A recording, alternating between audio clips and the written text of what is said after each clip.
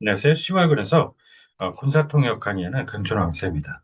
오늘은 그 군의 포지셔널 어드밴티지라는 주제를 놓고 정리를 질문 하나 가지고 정리를 해보실 텐데요. 화면 있는 곳으로 옮겨보도록 하겠습니다. 음, 지금 이제 그 방사포 한 대가 놓여 있죠. 그 장, 지금 이 멀티플 런치 로켓 런치 시스템 이렇게 한 대가 놓여 있는 다연장포 거라고 다연장 로켓포라고 한국군에서는 부르고요. 북한에서는 이걸 이제 방사포라고 부릅니다. 참고로 일단 본문 들어가기 전에 이렇게 이 발사관을 여러 대 놓고 동시다발적으로 막 쏘죠.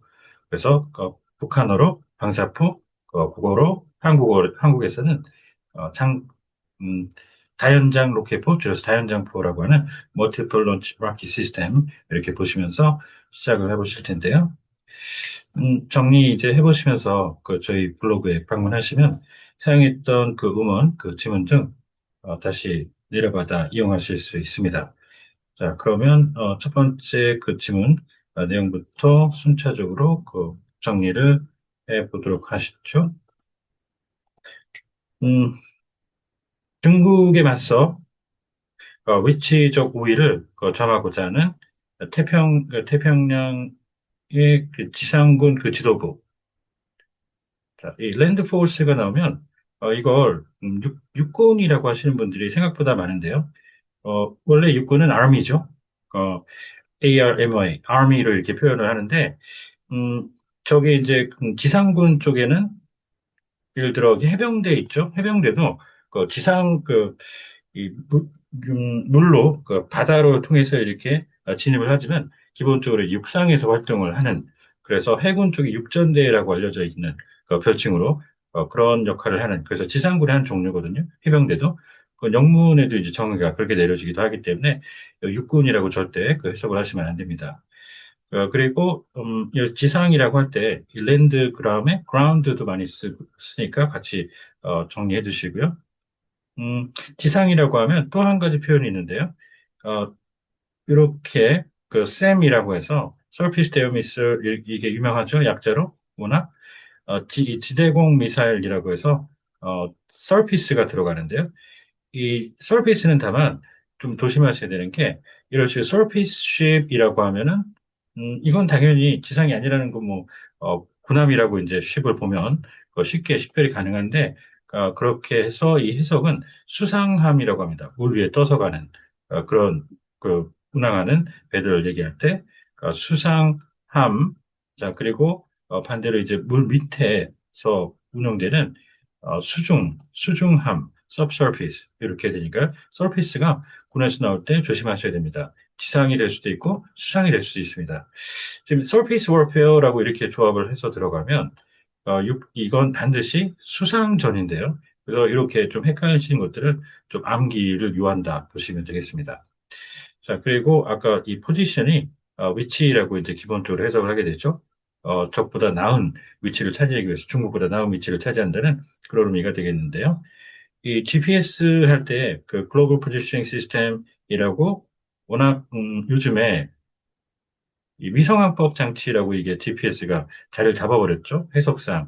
근데 원래는 지구 위치 확인 체계라고 해서 이게 위치로 원래 해석이 되는 그런 단어입니다. GPS 할 때 그런 위치. 자, 그리고 enemy position 이렇게 해서 이 여기서 적군이 차지하고 있는 전투 현장에서의 이 포지션은 진지라는 의미로 쓰일 때가 있습니다. 줄여서 적진. 자, 그리고 로케이션이 최근 어디 저희 다른 수업에서 군사 지문인데 로케이션과 GPS가 GPS 할 때 쓰는 이 포지션이 한 문장에 같이 나온 적이 있습니다. 그렇게 되면 구분을 해주셔야 되는데 이게 기본적으로 물리적으로 위치를 나타낼 때 기본이 해석이 되겠죠. 포지션, GPS처럼. 그러면 이 로케이션은 단순히 어디에 있는지를 알아내는 그 위치뿐만 아니라 바로 그곳 을 나타내는 장소라는 해석을 할 수가 있습니다. 기하학에서도 그렇게 그 해석을 구분해서 정리를 하기도 하는데요. 로케이션, 장소, 포지션, 위치 이렇게 해서 따로 구분을 해줬어야 되는 지문이 있었습니다. 태평양의 최고의 장군들이 위치적 우위를 창출하고자 하는 목표를 갖고 있는데요. 이를 위해서 지상군과 해상 자산을 조합해서 영내 중국군의 침략에 대항하고자 합니다. 탑 제너럴스 이렇게 해서 뭐 여기서는 장군이 있기 때문에 그대로 들어가야 되는데 이걸 이제 이 군에서 수뇌부라는 말을 또 많이 쓰죠. 어, 정말 이 계급이 제일 높은 장군들로 이제 구성된 그런 집단을 얘기할 때 수뇌부라고 하는데 이것이 좀 쉽게는 탑 리더십 이렇게 쓰는데 군에서는 탑 브레스라고 해서 브레스가 노쇠를 뜻하죠. 그 기본적으로 계급장이 그런 재료로 만들어졌다는 데서 이제 파생됐다 보시면 되는데요. 그래서 탑 브레스라고 군에서 수뇌부 쓰는 게 있습니다. BRASS. 자, 그리고 메리타임은 인간에서는 이걸 해양으로도 해석하기도 하고 자 그러는데 이 군에서는 기본이 메리타임 해상이 됩니다. 해상, 바다 위. 그리고 바다 전체를 얘기하는 해양은 해양 강국 같은 거 할 때 보실 수 있는데요. 머린 말고요. 머린이 기본적으로 해양으로 제일 많이 해석을 하죠. 뭐 해양 생물 같은 거 할 때, 뭐 해양 동물, 그때 maritime animal 이렇게 쓰는데 혼에서는 maritime이 참, 실수했습니다. 참, marine, marine animal 이렇게 하는데 그 marine이 해병대 쪽을 나타내죠. 그렇기 때문에 군에서 이 해양 강국 같은 거 얘기할 때 oceanic power 이렇게 쓰는 걸 보실 수가 있습니다. 자, 그리고 이 aggression은 크게 두 갈래가 해석이 되는데요. 공격성 아니면 침략. 불법적으로 남의 땅에 무력으로 쳐들어가는 침략. 지금 여기서 이제 요즘에 이쪽 해역에서 중국이 하는 행태를 보면 단순히 공격성 차원에서 미군이 이렇게 군사력을 동원하는 그 상황까지 간다는 거는 조금 상식적으로 이해하기 힘듭니다. 공격성은 옛날 이쪽부터 보여왔거든요.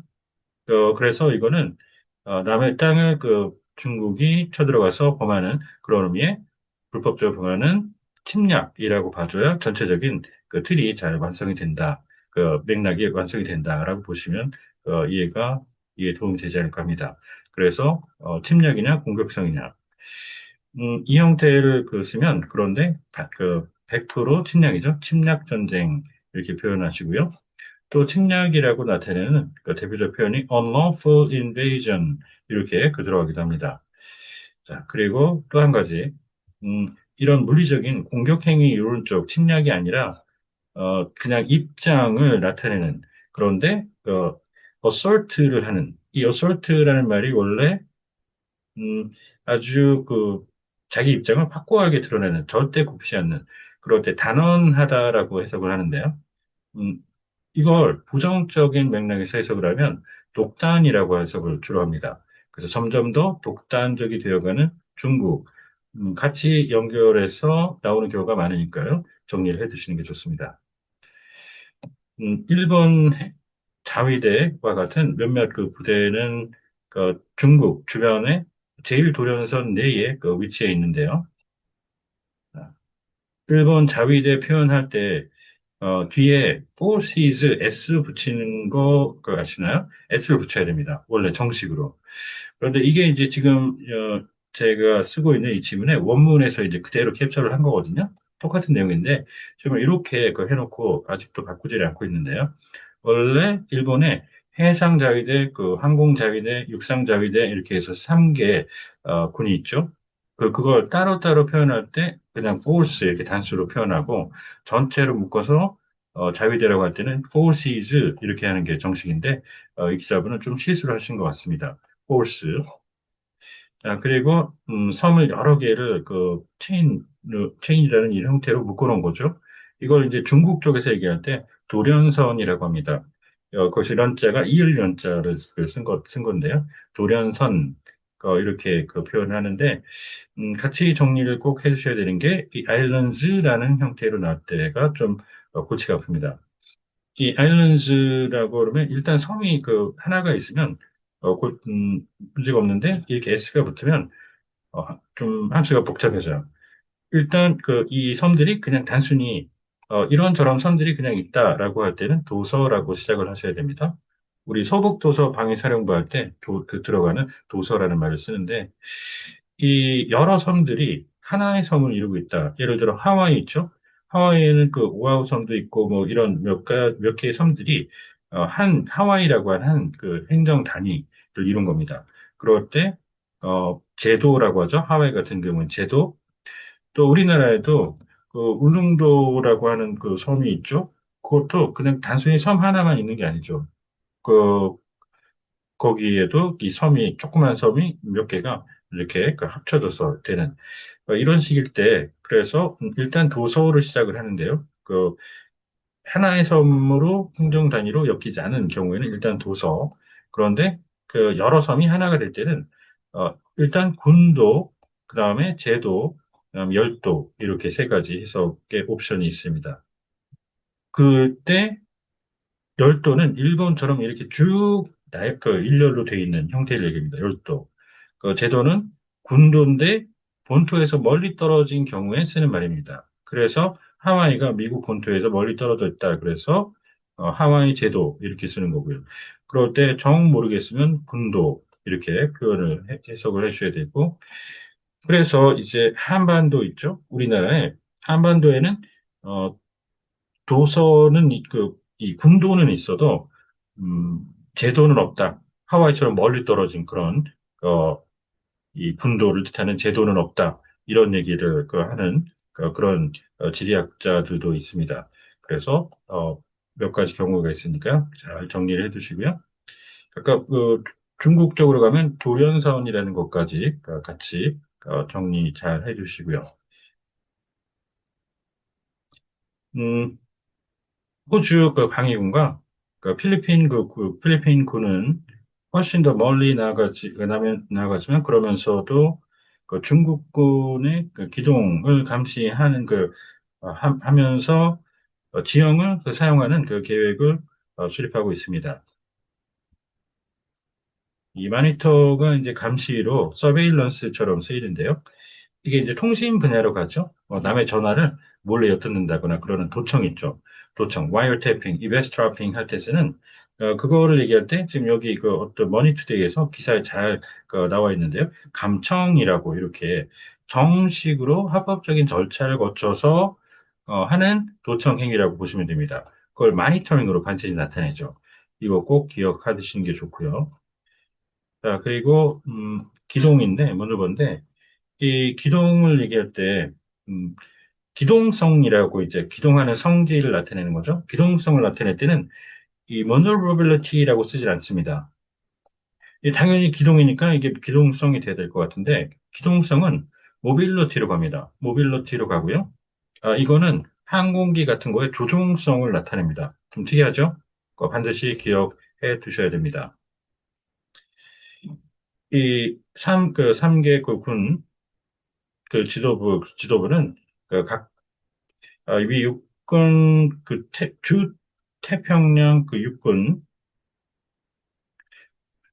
수장, 즉 그 사령관인 그 클라크 장군과 함께 수요일에 각자의 그 역할에 대해서 논했는데요. 그 장소는 하와이 호놀룰루에서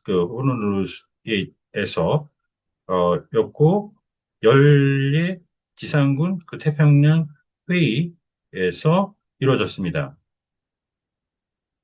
그러니까 보시죠. 3개군 내지는 3군 압축해서 이렇게 표현을 하면 되겠는데요. 지금 위에 이제 다른 제가 넣은 지문 하나 보시죠. 음, 러시아 그 군의 군종을 이렇게 나눠서 육해 공군을 이제 묶어서 3군이라고 했죠. 지금 여기서처럼 이제 3군 이렇게 말은 똑같이 살 수가 있는데 여기서 그냥 그 3군이라고 하면은 그럼 이런 것처럼 여기서 말하는 3군은 뭡니까? 육군이나 해군, 공군 단위가 아니라 각자 다른 그냥 각국의 군을 합쳐놓은 걸 얘기하는 거죠. 여기서 말하는 이 서로 종류가 다른 육군, 해군, 공군 이런 게 아닙니다. 그래서 이거를 여기서 잘 표기를 해놓은 것처럼 또 이 각 군의 종류를 나타낼 때, 그럴 때는 3개 군종 내지는 3군종 이렇게 군종이라는 말을 쓰시는 게 정확하게 낫고 또 식별이 용이합니다. 그리고 영문으로 가면 또 표기가 달라지죠. 이 단순히 밀리터리가 아니라 이렇게 서로 다른 군의 종류를 나타낼 때는 서비스 내지는 브랜치라는 말을 쓰는데요. 이것도 잘 기억을 해두실 필요가 있습니다. 서비스는 기본적으로 각군이나 전군을 나타내고요. 각 군종이나 전군. 그 다음에 브랜치는 병과 아시죠? 육군의 예를 들어 포병, 보병 따위를 나타내는 그 병과 내지는 각 군종을 나타냅니다. 그래서 이 서비스와 브랜치를 구분을 잘 해두셔야 됩니다. 음, 필리핀 육군 사령관은 갈리도 중장은 작전 환경에 있어 변화는 부분적으로 현대 기술 때문 이라고 했는데요. 이러한 변화가 급격히 핵심 지형의 정의를 변화시켰다라고 했습니다. 이게 사령관 사령부를 총책임지는 원톱이죠. 이렇게 쓰거나 commanding officer 이렇게 표현을 해주면 사령관의 식별이 굉장히 용이합니다. 그렇지 않으면 그냥 이 커맨더 같은 경우는 사령관이 될 수도 있고 지휘관이 될 수도 있고 또 지휘관 중에서는 제일 낮은 서열의 지휘자가 될 수도 있습니다. 이걸 확실히 표현하기 위해서는 지금 보신 것처럼 사령관 이런 식으로 가고요. 지휘관, 커맨더, 지휘자는 리더라는 말을 씁니다. 리더. 그걸 잘 식별을 해주셔야 됩니다. 음, 그리고 이제 현대가 있죠. 지금 우리가 살아가는 시대를 얘기하는 현대 마더니 그러나 중세에서 현대로 넘어올 때 근대라는 시대가 될 수 있다는 거 아마 익히 알고 계시리라 보는데 이걸 그래서 확실히 이제 표현을 구분해서 해주려면 modern and contemporary 이렇게 가는 경우가 있고요. 그 다음에 현대를 표기할 때 확실히 쓸 수 있는 게 modern day라고 합니다. 그래서 현대전을 얘기할 때 미군이 modern day war 이렇게 표기하는 걸 볼 수가 있습니다. modern은 헷갈리니까요. modern day. 자, 그리고 운용이라는 말을 이제 같이 정리를 마지막으로 해주시는데 이 operation이 물자 같은 거 인력을 굴려 쓰는 운용이 될 수도 있고 작전이 될 수 있어 이게 꽤나 헷갈립니다. 그래서 이 군에서는 이 운용이라는 말을 employment 내지는 service라는 말로 put something in service 이런 구조로 운용을 씁니다. 그리고 요즘에는 이 employee를 운용이라고 해석하는 걸 민간에서도 하고 시작한 걸 심심찮게 볼 수가 있습니다. 자, 여기 잠깐 보시죠. Operations Management라고 사병 계급 쪽에 미 공군 쪽의 자료인데요. 이게 지금 이 분이 맡고 있는 역할이 이 Operations Management예요.